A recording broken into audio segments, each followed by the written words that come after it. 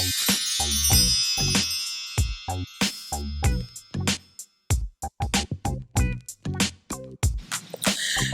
morning again, folks. Good morning. This is Spirit Journey, and the time right now is 6:54 a.m. in the morning, Sunday morning, and it's January. I think it's the 26th, 2020. Yeah, I just did a video, an audio, I should say. And I think it's also tying into this one that I want to talk about that originally I wanted to talk about. Yeah, that other video, that other audio came out longer than I thought.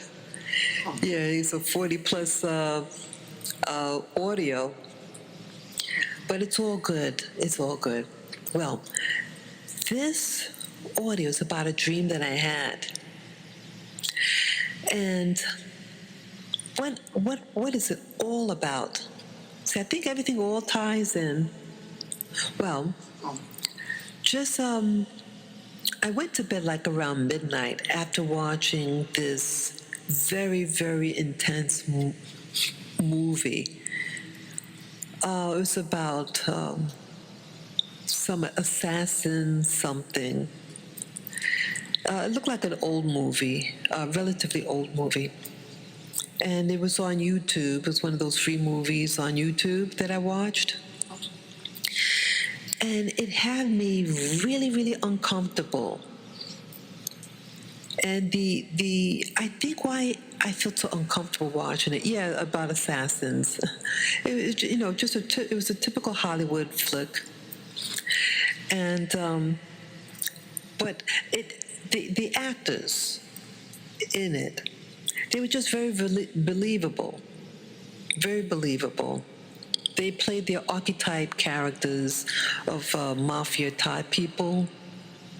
And I would tell myself, I said, Azalea, this is just a movie. This is not real. But my body is very filled with a lot of anxiety and anxiety watching this. It was just so intense. Even though it didn't have as much gore and violence as other movies I saw, but somehow, for some reason, this one really shook me physically watching. So I went to bed after and went to sleep. But I had a weird dream. And interesting enough, the dream had one of the characters in the movie. Yeah, one of the characters in the movie. And this dream had me in the same type of anxiety state. Yeah. In short, I don't remember what led to it, to the happening, but it kept building up. One thing interfering in another, and more people are out to get me. And I remember at one point, like, there were different people in my dream. You had, what's that? You had at least two family members. Yeah, there were two family members in it, but they weren't together at the time when they appeared in my dream. But it was interesting, it was those people. And it also was another person that I knew who's related to the family, by marriage. And that person has since passed away. They've been passed away almost, 19 years. So I kept on running. I was running away. And the person in the dream was after me for whatever reason. And I remember I was running here and there. I was running, hiding. I was in an office building. I was in a very modern office building that you have in New York. It was a skyscraper, very modern, plush office. I did not recognize the office, but I was there.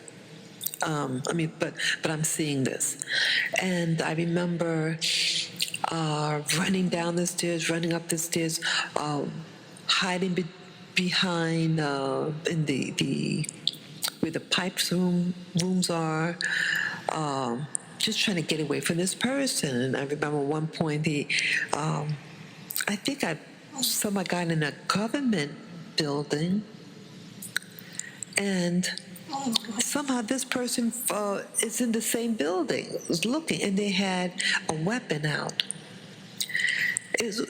I mean, I don't know like guns or anything like that, but it was like those long, looked like what they use in the military. And I'm thinking, boy, this person is after me now with a gun like that, a firearm like that. And I was just trying to evade him. And then I remember one point that there was someone from the movie, another person in the movie, a man like in his 40s, early 50s, and he's wearing a business suit. And it seemed so real. This whole movie seemed real to me. I mean, when I was in the dream, it seemed like I was living it.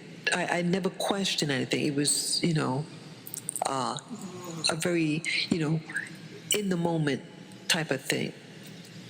So I'm not even realizing I'm dreaming.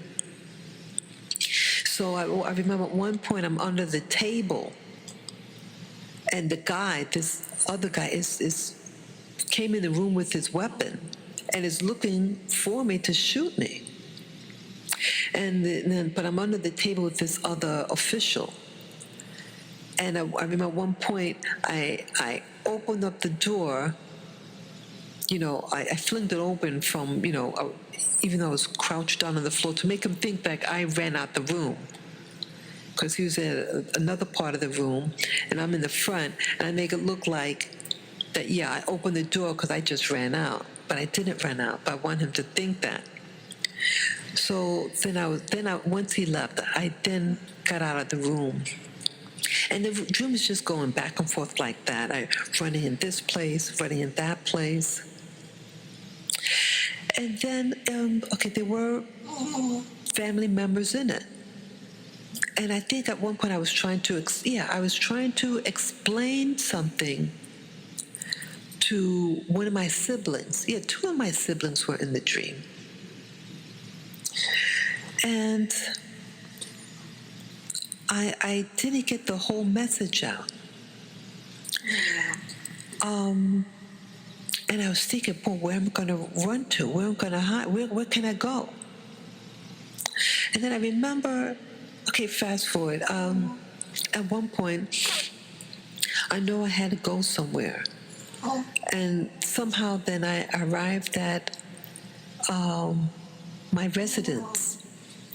And I'm sorry, that's my little doggy, Lilac here. I try to wake her up before, but she keeps falling asleep. I'm going to let her. My apologies, folks. Yeah, it's not me snoring.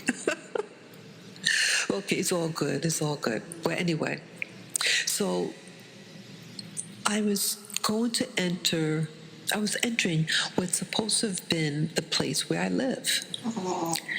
But before I enter, there's a person in front of me, a couple of feet in front of me, walking up the stairs to enter my building, and it was supposed to be my mom. My mom is very tall and slim, and she goes in and makes a left turn, and there's like a lobby. It's something like a what do you call it? The what do you call it? The information desk. And it almost looked like a hotel now, like a hotel information desk. It looked very busy and formal. And the person goes and it says something, and then they. Oh, I remember she took. Oh, she was acting very flamboyant at one point, and she had a lot of her skin showing, like her arm. She had a sleeveless outfit and very slinky. I remember, and it was a dress, was a sleeveless dress, and she had at the desk pulled out something like a long strip of something. It was like a what do you call it? Like a scarf, a very sheer, long, narrow scarf, and I think she wraps around herself very flamboyantly. And I was saying, wow. I was thinking, wow, that's my mom. And I call out her name. I said, Mom, Mom. And I think we embrace and we talk. And then I'm looking at her. But it wasn't her. I mean, okay. What I realized what's happening and why I'm sharing this dream is that some dreams really aren't dreams in the sense how you would think it as, but think of it as an AI, an AI that can tap into your dream world, could put you in a dream world to see certain backdrops, to see certain people. Because I noticed now, the people who I was supposed to know, there was something a little different. They looked like them, but not fully. Usually, you have a buddy or a relative, sibling or a parent. You know what your parents look like. You know what they look like. So why wouldn't your mind be able to pick that up and have you see them? Well, it's just it. It's not them. It's not a real backdrop. This is a simulation. This is a simulation dream. And yes, the movie that I saw had heavily influence on it. But what I want you to notice here that the emotions of what I was experiencing while watching this movie was the same type of anxiety that I experienced in the dream that I had. And what I realized when I looked into the person that's supposed to be my mother, I looked deeply in her eyes. It wasn't her face. It had her body, something like her, but had a younger body. Really, actually, very nice. And it was almost like a seduction, a sexuality to her movement. And my mother was far from being acting sexy. That's not her. She's ultra conservative, But this person in the dream was very seductive in it, and theatrical with the scarf and everything. And when I saw her, gave her a hug and looked into her eyes, I said, I got to talk to you about something. But I looked, her eye, it wasn't really her face. Her eyes, the shape of her eyes weren't like that. And it was the same age, but it didn't have a real soul. It had an evil. You can look in somebody's eyes. Some people have like friendly eyes, even if they're not so-called attractive. But eyes speak, people, no matter what the person looks like. The eyes, they weren't kidding. The eyes are the window to someone's soul. That was not my mother's soul. That wasn't my mother. And that thing was evil. But I initially, I kind of I noticed that there was something different about her. And then I was to tell her. We were alone in a room, And I said, Mom, and I was going to tell her something, where I was going to go or something, because thing, this person, and it was the same person in the movie, was after me. And I see that I have to flee to, move overseas or something like that. And not tell her. I mean, not tell anybody, but I wanted to tell her because she's my mom. Get that? Because it's my mom, I was going to tell her. And then I think I started thinking in my mind, because sometimes when you're dreaming, you can actually start thinking and reasoning, and that's what was starting to happen. I thought, that's interesting. How did my mother know that I was going to be home? Why did she arrive at the time that I arrived? She doesn't come visit. Why is this? Well, oh my goodness. Well, this thing is trying to get in my business and trying to get into your dream world to learn your secrets. Because we all have the inner dialogue, right? We all have thoughts, dream, desires, but we keep it to ourselves sometimes. And these, whether it be AI or demon, whatever what your belief system is, whatever what your belief system is, that's what it is, okay? It doesn't know everything. It's not all knowing. In fact, nothing is all knowing. It can have a lot of information and it can maybe gain information, but nothing is all knowing, okay? Nothing. So here I'm in a vulnerable state. I'm dreaming. That is a vulnerable state when you dream, because your inhibitions oftentimes are more relaxed. So it tries to get you in a very vulnerable state of receptivity, and it'll introduce you to beings or people that you know, or sometimes even your loved ones that passed on, and try to make you think that they are them, and they're disguising themselves. But see, they're not all that savvy. They can't do it all the way because, see, they are not them.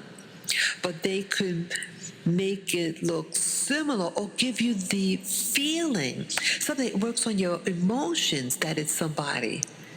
Think of it as an energy signature. It presented an energy signature that reminds you of that person or place, but it's not them, and it's relying on you to believe it, to not use your head.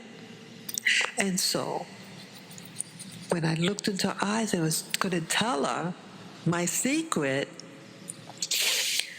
I said, "Oh, wait a minute," and I think I said, "Never mind," or "Oh, okay," something. I stopped. And I think it knew that it couldn't. And then I wake up. Yes, I did. I woke up. And when I woke up, I was anxious, like when you have one of those bad dreams, this same anxiety state.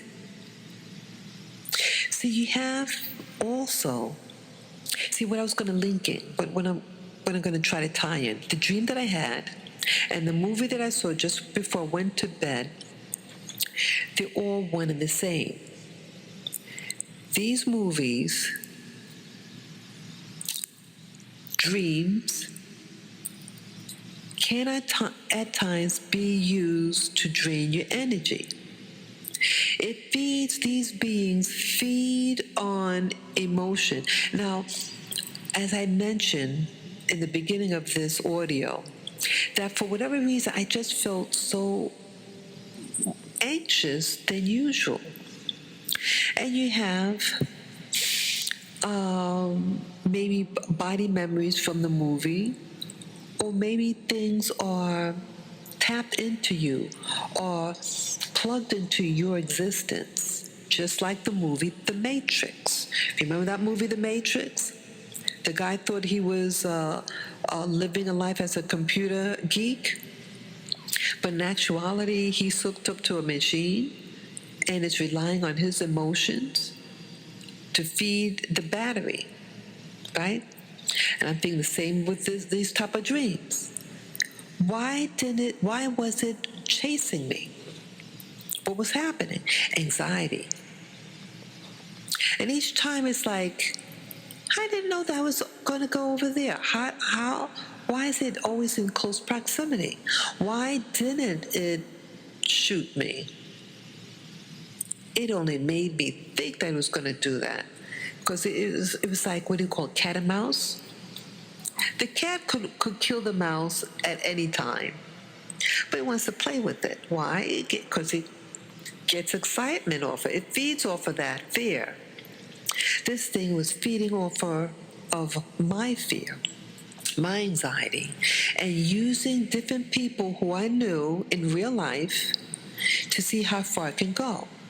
Sometimes with these dreams, sometimes the dream has a sexual component to it, and it wants you to get sexually involved with someone. Let's say an old boyfriend that you had liked, you know, or someone that you trusted, and can get you in a compromised position. But each time, even with that, it's something that's different about that person. That isn't who you think it is. It wants you to think that it is that person because it wants to take of you. It wants to take of your energy body. It wants to possess. It has no empathy.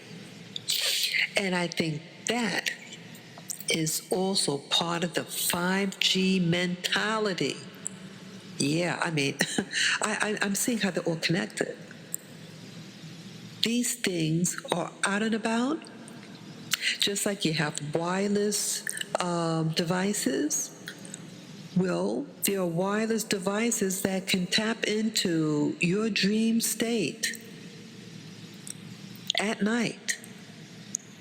Tap into it. Remember David Icke, the researcher, and he researched about the moon, and that the moon is an artificial construct, and this moon taps on the radio waves, according to him, from Saturn. Those rings of Saturn is a communication device, something like he was saying. Like it sends out signals, impulses, and it's carried from Saturn to the moon, and then from the moon to us here on this planet. What if everything that is happening here is all about manipulation of your mind? And using now, it's like a hunger now that's happening with the technological age. It's increasing unbelievably. I mean, I got my current phone just 4.5 years ago. And then I got my first smartphone in 2012. And that's when all this technology and almost like an addiction, I feel that I'm getting almost addicted to my current phone. This is what it's all about. 5G, getting you sucked in, like the Matrix. It's seducing you to slowly and slowly spend more and more of your awake state watching a monitor. I have to really limit it. This is really something. I don't like the implications. Yes. So that's the dream I had. That's the impression that I'm getting, that these things is not just by chance. They're not just dreams. No, it's something more, and it's about controlling you, feeding off of you, relying on your fears. Yeah, we're all connected. And I know I'm not the only one. This is global. This is all global. And they're forcing us to live in close proximities.